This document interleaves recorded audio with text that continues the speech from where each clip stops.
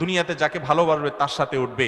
আপনি যে খেলোয়াড়ের সাথে কিয়ামতের ময়দানে উঠতে চান, তার জার্সি কেন, তার আরো কিছু থাকলে সেটাও পরে। বিভিন্ন খেলোয়াড়দের জার্সি পরে নামাজ পড়লে নামাজ হবে। বিভিন্ন খেলোয়াড়দের নাম খচিত জার্সি পরে আমাদের অনেক যুবক ভাইরা নামাজ পড়ে, নামাজ হবে কিনা এই প্রশ্ন তো পরে। তার আগের প্রশ্ন হলো যে এই জার্সিগুলো মুসলমানের সন্তান ধারণ করতে পারে কিনা, পড়তে পারে কিনা।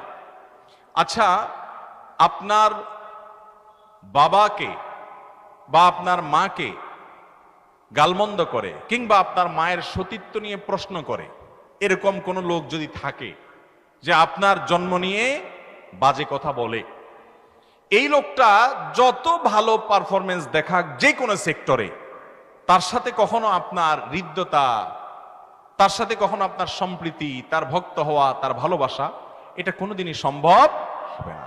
তিনি হয়তো স্বাধীন নাগরিক হিসাবে, স্বাধীন মানুষ হিসাবে তিনি তার মতো চলাফেরা করবেন, আপনি আপনার মতো করবেন। আপনি হয়তো নিজে তার উপর কোনো প্রকার জুলুম বিচার করতে যাবেন না, আইন হাতে তুলে নিতে যাবেন না, বা দায়িত্ব আপনি নিজের কাঁধে তুলে নিয়ে কোনো কিছু করতে যাবেন না। সে যদি অপরাধী হয় আপনার চোখে, সে যদি ভুল পথে থাকে, আপনি সেটাকে অ্যাপ্রিসিয়েট করতে পারেন না। আজ আমরা গোলালো মুসলমান হয়ে গেছি ভাই। এই কথাগুলো হজম করার মতো ইমানের শক্তিও আমাদের নাই। মোহাব্বত এবং ভালোবাসা, বিদ্বেষ হবে শুধু আল্লাহর জন্য।